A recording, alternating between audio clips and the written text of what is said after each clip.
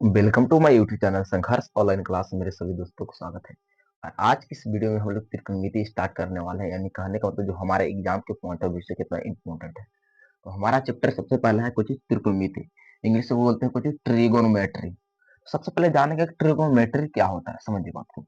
तो ट्रिगोनोमेट्री को हम कितने पार्ट में बांटते हैं, देखिए इसमें तीन शब्द से मिलकर बना हुआ। देखिए ट्रिगोनोमेट्री हमारा है, जो त्रिकोणमिति जो हमारा है तीन शब्द से मिलकर बना हुआ है। देखिए पहला शब्द है ट्री और दूसरा शब्द है गोनो। हमारा दूसरा शब्द पूछिए गोनो है। और तीसरा शब्द पूछिए हमारा मैट्री। मैट्री तीसरा शब्द हमारा है मैट्री। यानी त्रिकोणमिति हम हमारे तीन शब्द से मिलकर बना है, ट्री, गोनो और एक मैट्री। यहाँ तक कुछ प्रॉब्लम समझने में नहीं होगा। अब देखिए समझाते हैं। ट्री का सेंस होता है, ट्री का अर्थ होता है तीन। ट्री का अर्थ होता है तीन, यहाँ पर सुनिएगा। इसका सेंस कुछ होता है तीन होता है, ठीक है। गोनो मतलब होता है साइड, इसका अर्थ कुछ होता है, इंग्लिश में बोलते हैं इसको साइड बोलते हैं। साइड कुछ ही, कोनो मतलब साइड। साइड मतलब कुछ होता है भुजा होता है। साइड मतलब भुजा। साइड मतलब क्या होता है, तो भुजा। अब मेट्रिक का अर्थ होता है मेस्यूर। मेट्रिक का अर्थ कुछ होता है मेस्यूर, यानी मेस्यूर से है। अब मेस्यूर का अर्थ कुछ होता है मेरे भाई, तो बोले माप। माप या बोलते हैं या मापन बोलते हैं, माप या मापन। माप या मापन। तो इसे डिफिनेशन हमारा निकल के आ गया भैया कि ट्रिग्नोमेट्री क्या है। तब बोलेंगे कि तीन भुजा के माप को क्या कहते हैं, त्रिकोणमिति कहते हैं। या तीन भुजाओं के माप को क्या कहते हैं, त्रिकोणमिति कहते हैं। यहाँ तक कुछ समझ में प्रॉब्लम ना हो तो डिफिनेशन लिखेंगे कथी कि त्रिकोणमिति क्या है। त्रिकोणमिति, त्रिकोणमिति, त्रिकोणमिति क्या है। क्या है ये हमारा दिमाग सबसे पहले क्वेश्चन बना कि भैया त्रिकोणमिति क्या है। तब बोलेंगे कुछ तीन भुजाओं के, तीन भुजाओं, भुजाओं के माप को, माप को त्रिकोणमिति कहते हैं। त्रिकोण मिति, मिति कहते हैं। अच्छा सबसे पहले आपको हम हिस्ट्री बताते हैं, सबसे पहले देखिए समझते हैं। त्रिकोणमिति सबसे पहले हमारे एग्जाम के पॉइंट ऑफ व्यू से जानते हैं कि भैया 25 नंबर के है। आपको जिस हाल फिलहाल में एग्जाम हुआ, जैसे 25 से 26 वाला एग्जाम हुआ है, ठीक, यानी 25 वाले बच्चों के लिए उन देखिए कितना पूछा गया था पेपर में सवाल। तो लमसम देखिएगा, यहाँ पर ऑब्जेक्टिव पूछा गया था 12 गो, ठीक। और यहाँ पर 2 नंबर वाला सवाल पूछा गया था 3 गो, तो यहाँ कितना नंबर, 6 नंबर हो गया। और यहाँ 12 कहेंगे 12, यानी 12 नंबर ही हो गया, यानी 12 6 18। लेकिन यहाँ पर 5 नंबर का सवाल फर्स्ट वाले में नहीं किया गया त्रिकोणमिति। इसे पूर्ण चांस होता है कि आने वाले एग्जाम जो 27 में होगा उसमें पूछा जाएगा 100% 5 नंबर का सवाल त्रिकोणमिति से उठाया जाएगा, यानी फर्स्ट वाले में नहीं उठाया था मैट्रिक एग्जाम में। अब 100% चांस है कि 27 में उठाना है तो उठाना है, इसलिए इसे गौर से पढ़िएगा, इंप्रेशन के साथ पढ़िएगा, कंसंट्रेशन के साथ पढ़िएगा। समझ रहे एग्जाम कितना इंपॉर्टेंट है। अच्छा भैया कहा पढ़ा है त्रिकोणमिति, यानी तीन भुजाओं के माप को त्रिकोणमिति कहते हैं, यहाँ तक समझ गए। अच्छा बताइए यानी फादर ऑफ त्रिकोणमिति किसे कहते हैं, यानी फादर ऑफ, लिखेंगे father, father of trigonometry, trigonometry, यानी फादर ऑफ त्रिकोणमिति क्या है, यानी त्रिकोणमिति के पिता कौन है। हिंदी में कुछ होगा कि त्रिकोणमिति के पिता, त्रिकोणमिति, त्रिकोणमिति के पिता, पिता यही ना मेरे भाई। त्रिकोणमिति के पिता कौन है, तो इसको लिखेंगे आंसर कुछ हम लिखेंगे त्रिकोणमिति के पिता कौन है, तो हिप्पोकर्स कौन है, ये लिखेंगे हिप्पोकर। त्रिकोणमिति कुछ है ये पिता है। यहाँ तक कुछ समझने प्रोग्राम पूछेगा तो भैया फादर ऑफ त्रिकोणमिति, तो बोलेंगे कुछ हिप्पोकर। अब सुनिए बात, अब सवाल कर देगा कि भैया त्रिकोणमिति हम पढ़ रहे हैं ना, तो बताइए त्रिकोणमिति में कोई जिससे पढ़ा रहा है तो बताइए, जैसे हमारे कहने के मतलब घर बनाते हैं हम, तो घर में हमारे माता पिता, हमारा योगदान होता है, हम काम मिलकर मिलकर एक बिल्डिंग खड़ा करते हैं, योगदान हमारा भी होता है। तो सेम टू सेम भैया त्रिकोणमिति में योगदान किनका किनका है, ठीक। तो लिखेंगे त्रिकोणमिति में योगदान, यानी त्रिकोणमिति, त्रिकोणमिति में योगदान, योगदान किनका किनका है, जो त्रिकोणमिति जैसे आज हम पढ़ रहे हैं इनको दिन से, तो योगदान किनको है। तो लिखेंगे सबसे पहले इसमें आएगा थेल्स। थेल्स पर में हम लोग पढ़ेंगे ना, तो थेल्स नामक वैज्ञानिक है, ठीक। यानी थेल्स है, और एक पाइथागोरस प्रमेय है, यानी पाइथागोरस प्रमेय, और एक है आर्यभट्ट जी। कौन है? आर्यभट्ट। आर्यभट्ट है, कुछ त्रिकोणमिति में योगदान इन तीनों व्यक्ति के, यानी थेल्स के भी है, पाइथागोरस के और आर्यभट्ट, ये तीनों को त्रिकोणमिति में योगदान है। अब लिखेंगे भैया जैसे मैथ पढ़ रहे हैं तो मैथ की तो पिता हो गए ना, जैसे कहा जाता है कुछ ये आर्यभट्ट जी शून्य का खोज किसने किया था, याद है आपको लोग ना। तो यहाँ पर लिखेंगे, एक पॉइंट और बनाएंगे, लिखेंगे कि मैथ के फादर ऑफ मैथ, यानी गणित के पिता कौन है? फादर ऑफ मैथमेटिक्स, यानी फादर ऑफ मैथमेटिक्स, मैथमेटिक्स, यानी मैथ के पिता कौन है, यानी लिखेंगे हिंदी में कुछ लिखेंगे गणित के पिता कौन है, गणित के पिता, यही ना है।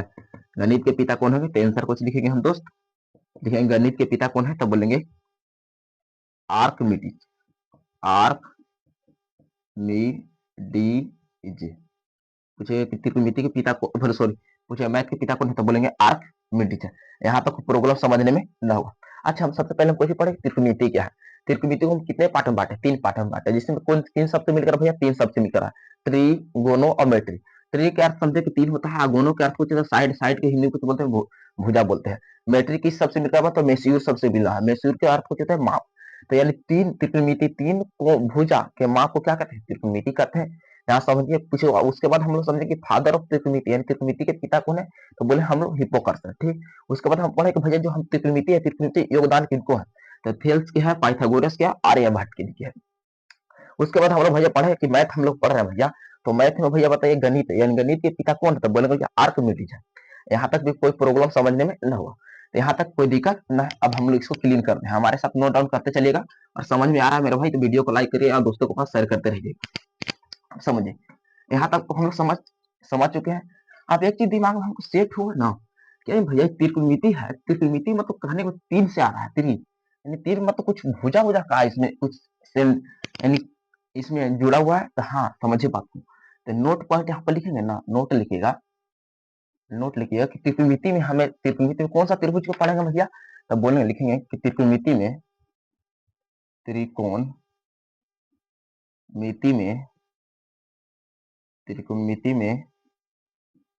समकोण त्रिभुज पढ़ेंगे। कौन सा त्रिभुज पढ़ेंगे, तो समकोण त्रिभुज को सिर्फ पढ़ते हैं, सिर्फ पढ़ते हैं। त्रिकोणमिति में किस त्रिभुज को पढ़ते हैं, तो बोलेगे त्रिकोणमिति हम समकोण त्रिभुज पढ़ते हैं। अच्छा भैया समकोण त्रिभुज कैसा होता है, देखिए ऐसा होता है, आपको समझाते हैं। ये समकोण त्रिभुज है, और अच्छा बनाते हैं इसको, यानी समकोण त्रिभुज पढ़ते हैं हम लोग त्रिकोणमिति में, ऐसा रहेगा आपको, जिसका एक कोण कितना हो, 90 डिग्री। एंगल ई मान लीजिए ए है, और ये बी है, और ये सी है, यहाँ कितना डिग्री एंगल बनेगा, 90 डिग्री बनेगा। त्रिकोणमिति भी हमेशा कितना डिग्री पढ़े, किस त्रिभुज को पढ़ेंगे, तो बोलेंगे भैया हमको समकोण त्रिभुज को पढ़ेंगे। कौन सा त्रिभुज, तो बोलेंगे समकोण त्रिभुज को हम लोग पढ़ेंगे त्रिकोणमिति में। अब यहाँ तक कोई दिक्कत ना हुआ। अच्छा भैया तो आप कह सकते ना है कि त्रिकोणमिति के इन तीनों कोणों का योग कितना होगा। देखिए 90 डिग्री है, आई कितना होगा, 45 है। इन तीनों कोण के कितना होना चाहिए, 180 डिग्री होना चाहिए, यानी 45 और ये 45, यानी समझे बात को। यानी समकोण त्रिभुज का एक कोण 90 डिग्री हो, लिखेंगे त्रिकोणमिति के तीनों कोणों का योग, लिखेंगे त्रिकोणमिति, कोणमिति ना लिखे हम डायरेक्ट लिखेंगे त्रिभुज है, लिखेंगे त्रिभुज के तीनों कोणों का योग, त्रिभुज के त्रिभुज के तीनों कोणों का योग,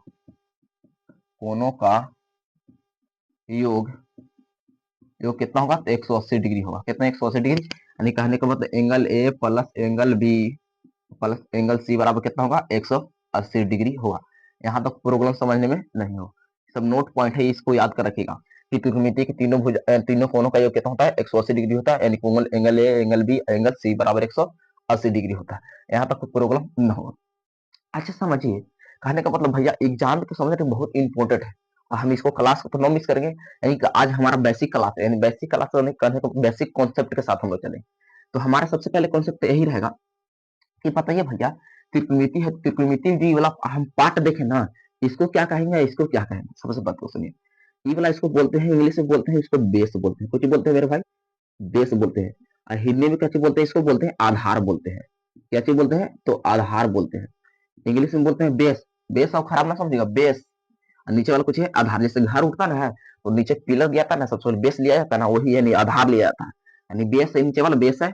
और ये कुछ हमारा हाइपोटेनस है। क्या है हमारा, हाइपोटेनस है, हमारा हाइपोटेनस है। हाइपोटेनस का मतलब कुछ हमारा भैया यानी कर्ण है, हमारा क्या चीज है, कर्ण है। ये हमारा परपेंडिकुलर है, ये हमारा परपेंडिकुलर। परपेंडिकुलर मतलब लंब है हमारा। ये क्या हमारा है, लंब है। यानी समझ गए कि यानी ये लंब है हमारा, और ये एक कर्ण है, आधार है। यहाँ तक कोई प्रॉब्लम समझने में न होगा। अच्छा भैया ये क्रम पढ़ना है, सबसे पहले नोट पॉइंट और लिखिएगा यहाँ पर कि त्रिकोणमिति में यानी कितने फलन को पढ़ना है, यानी टाइप्स ऑफ ट्रिग्नोमेट्री फंक्शन, यानी त्रिकोणमिति कितने फलन होते हैं। तो लिखेंगे हमारे एक पॉइंट क्वेश्चन बनाएंगे हम कि टाइप्स ऑफ, यानी टाइप्स ऑफ ट्रिगोनोमेट्री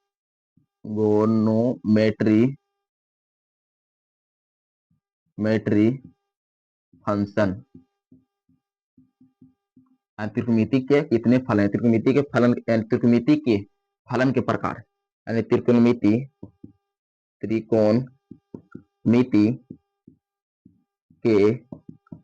फलन के प्रकार, यानी त्रिकोणमिति के भैया फलन होते हैं कितने प्रकार के होते हैं। तो आंसर कुछ लिखेंगे, आंसर लिखेंगे there are six types of trigonometry function. Trigonometry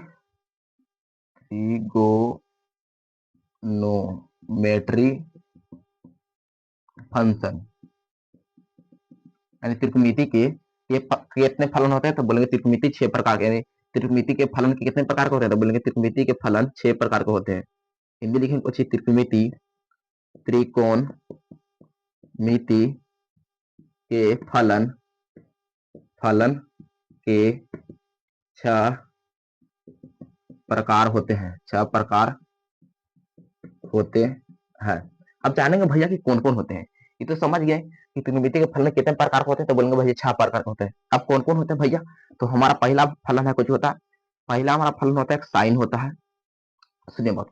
दूसरा होता है कोसेक होता है, एक फलन होता है हमारा कोस होता है, एक सेक होता है, एक टेन फलन होता है हमारा टेन फलन, और एक कोट फलन होता है। सुनिए बात को, तो यानी कि फलन हुआ एक फलन, दूसरा फलन ये हमारा हुआ, तीसरा हो गया, और ये हमारा चौथा हो गया, और ये हमारा पांचवा फलन हो गया कोस, आई सेक हो गया हमारा छठा फलन।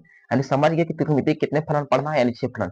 यानी जब भी बात करेंगे भैया तो इससे यानी जब भी हम मैथ बनाएंगे ना, तो ये फलन के बेस पर हम टोटल मैथ बनाएंगे। आपको नजर देगा, हर मैथ में नजर देगा। अब जब भी हम बेसिक पढ़ा रहे हैं, बेसिक कॉन्सेप्ट पढ़ा है, बेसिक कॉन्सेप्ट हमारा खत्म हो जाएगा तो हम जैसे प्रश्न वाली 8.1 स्टार्ट कर देंगे।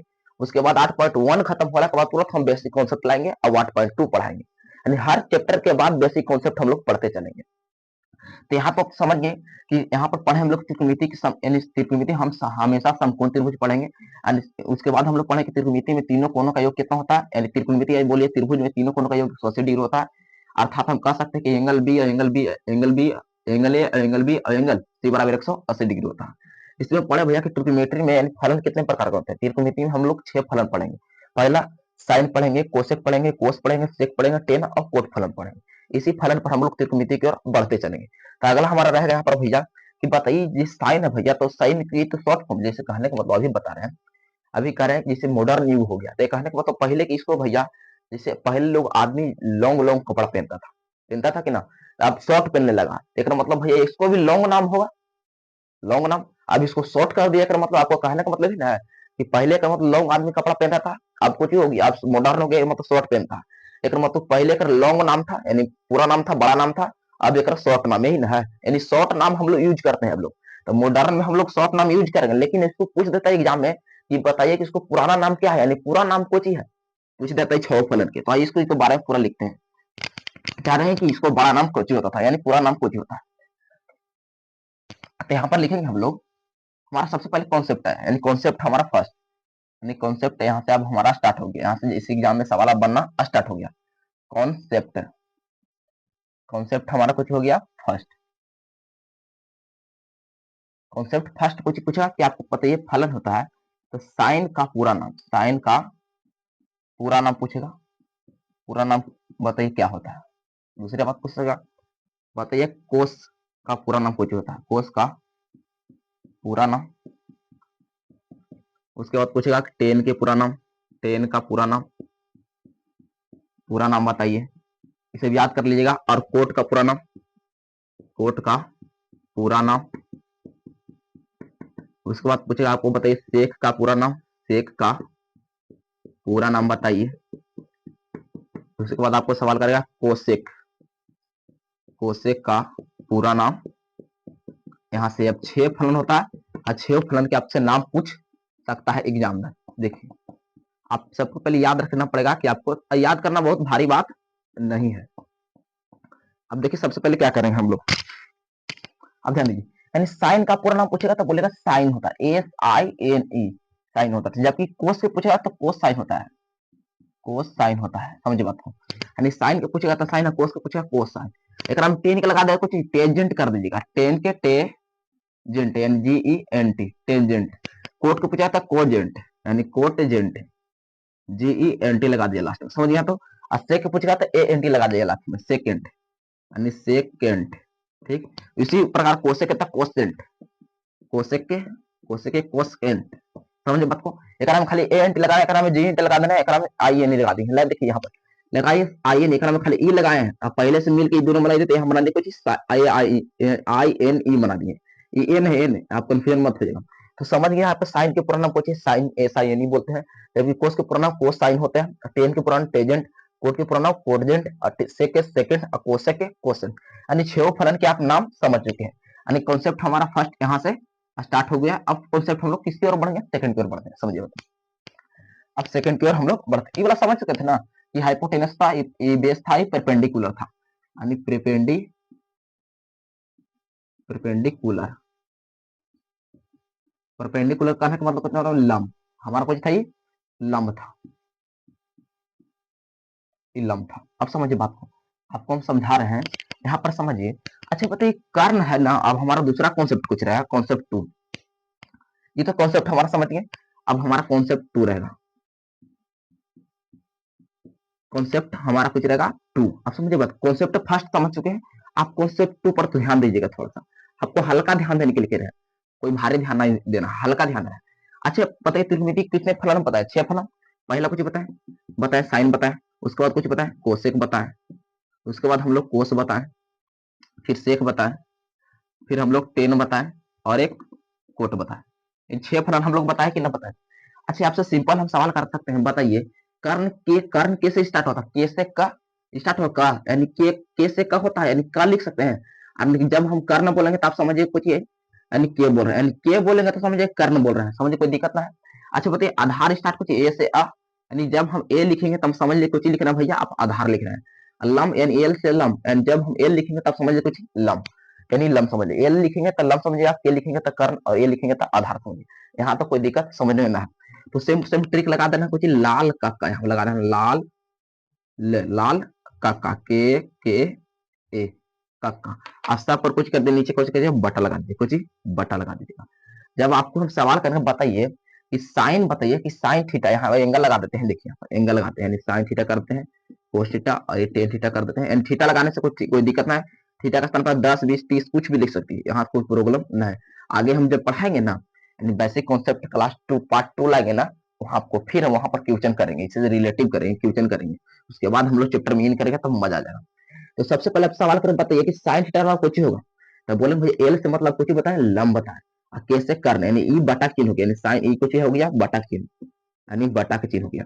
जब आपको सवाल करके बताइए साइन थीटा बराबर कुछ हो, तो बोलेंगे भैया एल, यानी एल बटा आई कुछ लिख लिखा है के, यानी ऊपर से, यानी साइन थीटा पूछेगा तो ऊपर से नीचे जाएंगे, और ये पूछे कोसेक थीटा तक नीचे से ऊपर जाने, यानी कोसेक थीटा पूछ दिया तो कोसेक थीटा तो पूछेगा तो यानी के नीचे से ऊपर जाएंगे, यानी के अब बटा एल, यानी साइन थीटा पूछेगा तो एल से लंब और के से कर्ण, यानी साइन थीटा लंब बटा कर्ण, और कोसेक थीटा पूछेगा तो कर्ण बटा, देखिए कर्ण बटा कुछ होगा लंब हो गया।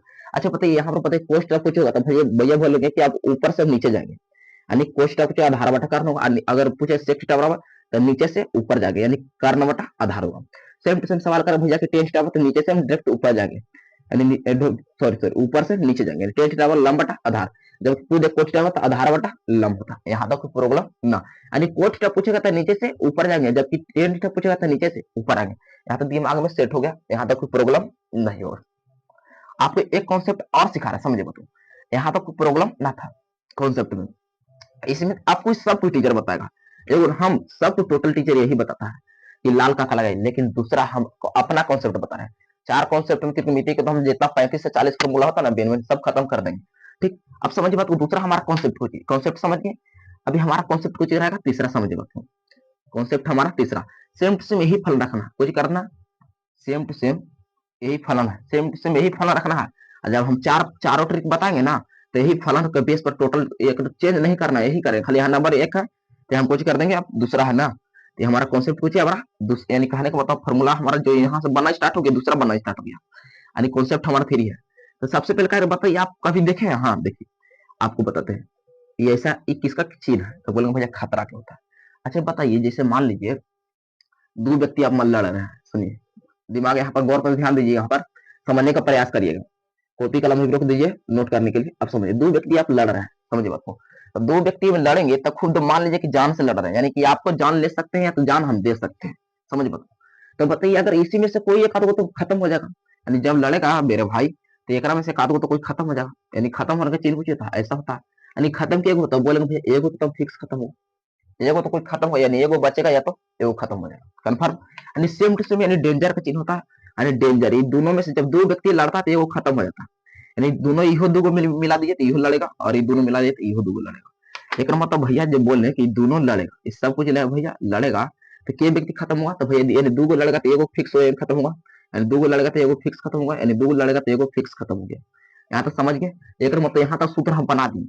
आपसे सवाल करके बताइए साइन थीटा आई कुछ गुणाक चिन्ह हो गया, आपको वहां पर डेंजर चिन्ह दिखाया, मगर यहाँ समझिए गुणाक चिन्ह लिखा रहा था ना पोल पर, खतरे खतरा है, यहाँ पर लिखा रहा था ना सेम टू सेम डेंजर, यानी साइन थीटा पूछेगा इसको गुणक चिन्ह है, साइन थीटा इंटू पूछेगा कुछ कोसेक थीटा, कोसेक थीटा बराबर कितना होता है, तो बोलो भाई क्यों खत्म हुआ, तो ये यहाँ पर प्रॉब्लम समझने में ना रहा, अब सवाल करेगा sine theta into cosec theta बराबर कितना होता है, 1 होता है, सेम टू सेम बताइए तो। अच्छा बताइए cos theta into sec theta बराबर कितना होता है, तो बोलेंगे भैया 1 होता है, और सवाल करें बताइए टेन थीटा बराबर कुछ होता है, यानी tan theta into cot theta बराबर कितना होगा, 1 होगा।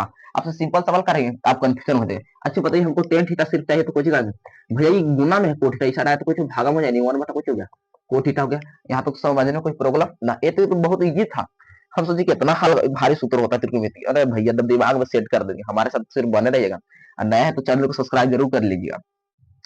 अब समझिए यहाँ तक आपको कोई प्रॉब्लम एक ठोक ना होगा, मगर इसी में एक पढ़े थे ना, थेल्स पर में पढ़े थे, हमको ये त्रिकोणमिति में योगदान आया था भैया, थेल्स क्या आया था, पाइथागोरस पर में आया था, आर्यभट्ट जी का आया था, सबसे पहले महत्वपूर्ण योगदान है पाइथागोरस पर में। तो सबसे पहले यहाँ तो समझ ली, आपको हम दो भी कॉन्सेप्ट बता रहे हैं, यूज होगा जिस त्रिकोणमिति में फर्स्ट चैप्टर 8.1 में यूज होने वाला है, दो कॉन्सेप्ट यहाँ दो सूत्र हमारा यूज होगा, एक लाल काका और एक अभी डेंजर वाला, समझे, इसको डेंजर से नाम याद रखिएगा, एक लाल काका, ठीक। अब हमारा कुछ रहेगा तीसरा कॉन्सेप्ट है, हमारा तीसरा कॉन्सेप्ट समझिए, अब चौथा कॉन्सेप्ट समझिएगा आपको, चौथा कॉन्सेप्ट कुछ कहता है कि पाइथागोरस प्रमेय है ना, देखिए चौथा कॉन्सेप्ट हमारा है कि पाइथागोरस प्रमेय से रिलेटेड है, कुछ पाइथागोरस प्रमेय, पाइथागोरस प्रमेय, पाइथागोरस प्रमेय कहता ना है मेरे भाई कि जब कोई त्रिभुज लीजिएगा ना, समझिए बात को, कोई त्रिभुज लीजिए ना, जो ये कर्ण है ना, ये कर्ण, ठीक, ये कर्ण है ना, यानी कर्ण है, ये दोनों के स्क्वायर, यानी कर्ण के स्क्वायर ये दोनों के स्क्वायर के योग के बराबर होता है।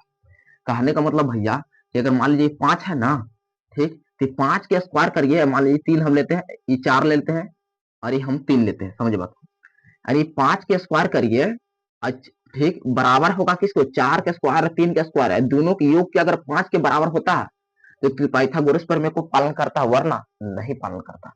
इसे कहने का मतलब पाइथागोरस प्रमेय का सूत्र होता है कर्ण के स्क्वायर, सूत्र होता है कर्ण के स्क्वायर बराबर होता है किसको बोलता है, दोनों के योग के स्क्वायर के बराबर होता है, यानी लंब के स्क्वायर, लंब के स्क्वायर प्लस कुछ लंब के स्क्वायर प्लस आधार के स्क्वायर के बराबर होता है, समझिए। यानी कर्ण कहता है कि लंब के स्क्वायर प्लस आधार का स्क्वायर दोनों के योग के हम बराबर होंगे। जैसे प्रूव करते हैं, जैसे कर्ण मान लीजिए कितना एग्जाम्पल मिली है, 5 लिए, तो देखिए हम 5 लेते हैं, यानी 5 के स्क्वायर करेंगे, ठीक। अब लंब कितना हमारा 4 है, तो 4 के स्क्वायर प्लस आधार कितना है 3 के स्क्वायर करेंगे, समझ लो। तो 5 का स्क्वायर कितना होता है 25 होता है, 4 का स्क्वायर 16, 3 का स्क्वायर 9 होता है, यानी 25 और 9 16 9 कितना होता है 25 हो गया ना। एक मतलब ये त्रिकोणमिति यानी पाइथागोरस प्रमेय को पालन करता है। अगर यही अगर बराबर नहीं आता है तो पाइथागोरस को पालन नहीं करता। ये तो पूछा हुआ था 2026 में, देख लीजिएगा पेपर उठा के कि निम्नलिखित में बताइए कौन पाइथागोरस प्रमेय को पालन करता है। तो वहां पर 4 ऑप्शन देगा और 4 ऑप्शन में कोमा करके ऐसे देगा आपको, बताइए 4 है 5 है 3 है, ऐसे देगा, ऐसे करके दे ले रहेगा, ऐसे एग्जाम्पल आपको दे ले रहेगा। आपको चेक करके बताना रहेगा कि बताइए सबसे बड़ा होता है जो होगा ना मेरे भाई, सुनिए दिमाग नोट कर लीजिएगा कि जो सबसे बड़ा होगा अंक ना वही कर्ण होगा। लेकिन हम सबसे बड़ा बताइए 4 है 3 है 5 है, तो बोलेंगे भैया 5 है, तो ये हमारा कर्ण हो गया। और समझिए दोनों का स्क्वायर कर दीजिएगा, दोनों का स्क्वायर करने के बाद अगर 5 का स्क्वायर कर दिया दोनों को बराबर आता है, यानी 4 और 3 का स्क्वायर करने पर अगर 5 के स्क्वायर के बराबर आता है तो पाइथागोरस को पालन करेगा, वरना नहीं पालन करेगा। अच्छा इसमें बताइए कर्ण कौन है, तो बोलेंगे बड़ा वाला कर्ण है, लेकिन बड़ा वाला स्क्वायर यानी करेंगे, यानी 8 का स्क्वायर कितना होता है 64 होता है, 7 का स्क्वायर 49, 6 का स्क्वायर कितना होगा 36 होगा। तो कभी संभव है ये बराबर हो सकता है, कभी संभव नहीं है, क्योंकि बताइए यहीं पर देखिए 4 3 7 आ गया है, 7 1 8 यानी 7 6 कितना 83 यानी 83 आ गया पहले ही, यानी 64 कभी 83 बराबर संभव नहीं, यानी पाइथागोरस को पालन नहीं करेगा। इस प्रकार से आपको चेक करना पड़ेगा। तो सूत्र समझिए नोट कर लीजिएगा, इंपोर्टेंट सूत्र है, ये नोट कर लीजिएगा, इंपोर्टेंट सूत्र है। हर जब मैथ सॉल्व करेगा ना तो इसका जरूर पढ़ना ही तो पढ़ना है। जब पूछेगा कर्ण बराबर तो पूछे लंब का स्क्वायर प्लस आधार का स्क्वायर होता है, और यहाँ तो समझिए कि पाइथागोरस को पालन करता है कि ना पालन करता है। आपको हम दे रहे हैं होमवर्क में कि बताइएगा कि पाइथागोरस पालन कर रहा है या नहीं कर रहा है, हम कमेंट में बताइएगा। कमेंट बॉक्स में हमको उत्तर को बताइए, सवाल को दे रहे हैं 13 देंगे, 12 है और एक 15 है। ये पाइथागोरस पर मेरे को पालन करता है तो कमेंट बॉक्स में लिखिएगा भैया पालन करता है वरना नहीं करता, कोई दिक्कत समझ में ना होगा। अब सुनिएगा इसी से सवाल करने का डर आपको कंफ्यूजन डाल देगा कि बताइए सिर्फ हमको करना चाहिए तो क्या करेगा, हाँ लगना पढ़े हम पढ़े हैं नॉर्मल पढ़े हैं सर जी बताइए क्या थी कि हमारा स्क्वायर कर्ण पर स्क्वायर है ना है, तो स्क्वायर हट जाए तो इस रूट में आ जाए, कहने का मतलब ये पूरा टर्म है ये रूट में आ जाएगा, सेम टू सेम उतार दीजिए, यानी लंब के स्क्वायर प्लस आधार के स्क्वायर बताइए क्या थी सर जी, ये ना बताइए क्या थी बताइए क्या थी क्या बबुआ तोरा लंब चाहो ना, यानी लंब के स्क्वायर सिर्फ चाहो, लंब के स्क्वायर चाह न हाउ तो लंबा के छोड़ दी आई प्लस वाला आधार वाला इस तो कुछ हो तो माइनस में, लेकिन मतलब सर जी इसका लिखे आई सर जी ये वाला कर्णवा के जो को तो रखो, तो हाँ बोलखिन कि हाँ जो को तो रखे, यानी कर्ण के स्क्वायर रख दिए आई प्लस में होतो ना बबुआ जी, प्लस में साइड लेके चले है माइनस में लेके कूद जी है, यानी आधार का स्क्वायर कर दे भाई, तो हाँ जी कर देवे, यानी जी वाला जो को तो हले तो जो को तो लिख देवे। अगर मतलब पूछ लियो सर जी सिंह सर जी हम लंब निकाल सकले, तो हाँ बाबू खुले आम निकाल सकता है तुम, एक मतलब स्क्वायर हटते सर जी रूट में हो जाती जी हाँ, यानी कर्ण के हलाई तो कर्ण का स्क्वायर लिख देवे अपने के, आई माइनस है तो माइनस लिख देवे, अब आधार था आधार लिख देवे, वो लोग को समझ में आवत बानी, ठीक। यदि स्क्वायर है तो स्क्वायर लिख दिली और रूट कर देवी, काहे ये रूट कर दिली सर जी तो बोलू कि स्क्वायर के बदले हटाए ना रूट हो जाए, यही रूट वहां हटते वापस तो कुछ होते स्क्वायर होते, तो सेम टू सेम आप आधार ना निकाल लीजिएगा, ये आधार पूछेगा तो आधार बराबर पूछेगा तो आधार के छोड़ दे भाई, लंब है इसे प्लस में चढ़ा देता है माइनस यानी कर्ण स्क्वायर माइनस लंब स्क्वायर हो जाता है, ठीक। जबकि हमको आधार निकाला रहते तो ये वाला लिखिए अंडर रूट कर्ण स्क्वायर माइनस ये प्लस में चढ़ा देता है माइनस हो जाता है तो लंब के स्क्वायर हो जाते हैं। यहाँ तक प्रॉब्लम समझने में नो, यानी कॉन्सेप्ट हम लोग 4 तक समझ चुके हैं। अब हम लोग अगला कॉन्सेप्ट हम लोग पढ़ेंगे अगले क्लास में, तो कॉन्सेप्ट 5 से स्टार्ट करेंगे। तो यहाँ तक हम विश्वास करते हैं, पूर्णतः विश्वास करते हैं कि आप लोग समझ चुके होंगे, एक एक कॉन्सेप्ट को एकदम बेसिक कॉन्सेप्ट के साथ समझ चुके हैं। अगर वीडियो के माध्यम से अगर कुछ भी सीखने को मिला होगा तो हमें कमेंट्स में बताइएगा कि वीडियो आपको कैसा लगा, ठीक। और नया है तो चैनल को सब्सक्राइब कर लीजिएगा और वीडियो को लाइक कर लीजिएगा, ज्यादातर वीडियो को दोस्तों के पास शेयर करिए। तब तक हम मिलते हैं नेक्स्ट वीडियो मेरे भाई, जय हिंद।